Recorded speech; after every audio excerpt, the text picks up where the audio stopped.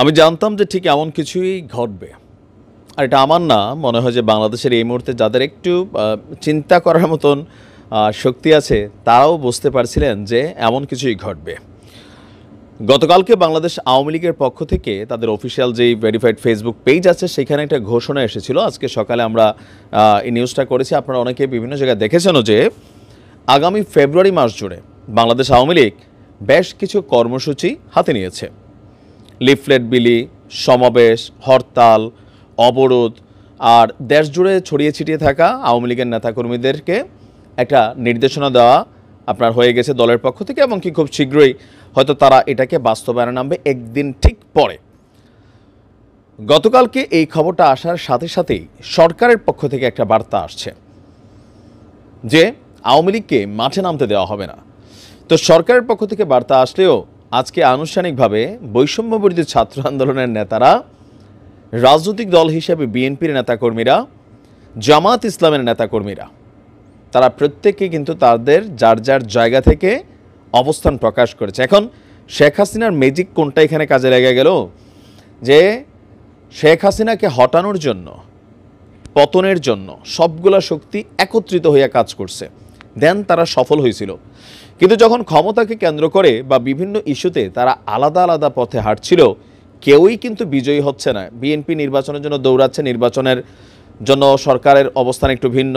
ছাত্ররা নানান ইস্যুতে আন্দোলনের চেষ্টা করছে, বিএনপির বাধায় তারা পণ্ড হচ্ছে, জামাত বিএনপি লাগালাগি হয়ে গেছে। সব মিলিয়ে বিশৃঙ্খল, বিচ্ছিন্নতা, বৈষম্য বিরোধী ছাত্ররাও নিজেরা একে অন্যের সাথে লাগালাগিতে ব্যস্ত। তো মোট কথা সবগুলা শক্তি বিচ্ছিন্ন হয়ে গেছে। এই পরিস্থিতিতে যখন আওয়ামী লীগ ঘোষণা দিছে, তখন আমি আগেই বলছিলাম যে শেখ হাসিনার একটা ঘোষণায় সবাই একত্রিত হয়ে যাবে। ফাইনালি কিন্তু এটাই ঘটছে। আজকের দিন আপনি দেখেন ম্যাজিকের মতন কাজ করছে, যে সবাই তারা একতাবদ্ধ, সবাই একত্রিত। কোন ইস্যুতে? আওয়ামী লীগ ইস্যুতে এবং ছাত্রলীগ ইস্যুতে। দর্শক, আওয়ামী লীগের মূল শক্তি হচ্ছে যুবলীগ এবং ছাত্রলীগ।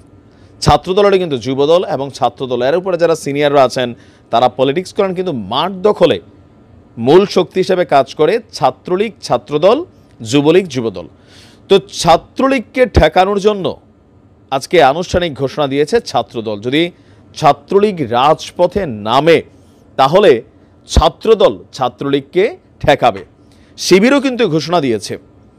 ইভেন শুধুমাত্র যে রাজনৈতিক দলগুলো একত্রিত হয়ে কাজ করবে তা না, আমরা দেখি বিএনপির ছাত্রদলের যে বক্তব্য, সাধারণ সম্পাদক নাসির উদ্দিন বাসির তিনি বলছেন যে ছাত্রলীগের হাত থেকে ছাত্র জনতার নিরাপত্তা নিশ্চিত করার দায়িত্ব সরকারের।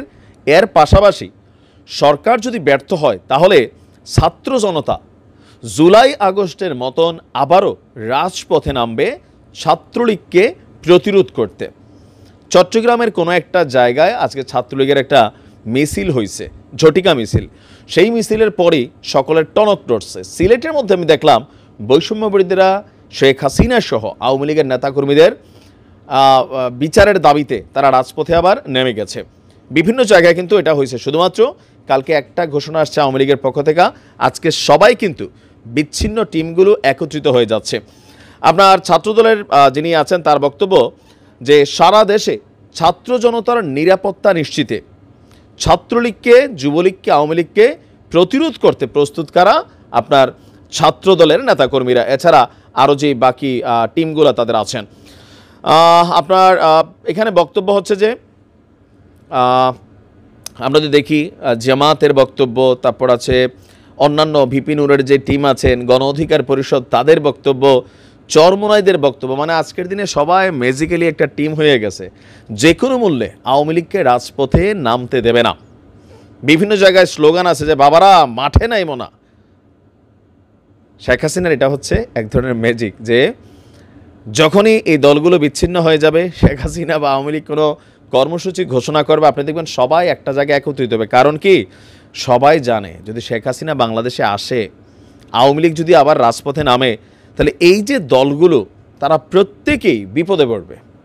মোকাবেলা করতে গিয়া তারা একা পারবে না, এখানে একত্রিত হইয়া একটা শক্তি হিসেবে লড়াই করতে হবে। তো শেখ হাসিনার এক ডাকে আমি দেখলাম যে এতদিন যাবৎ যেই আলাদা আলাদা অ্যাক্টিভিটি শুরু হয়ে গেছিল, সেটা আবার একত্রিত টিম হিসেবে সামনে আসছে। এখন দেখা যাক আওয়ামী লীগ আসলে ফেব্রুয়ারিতে তাদের কর্মকাণ্ড করতে পারে কিনা, সময় বলে দেবে।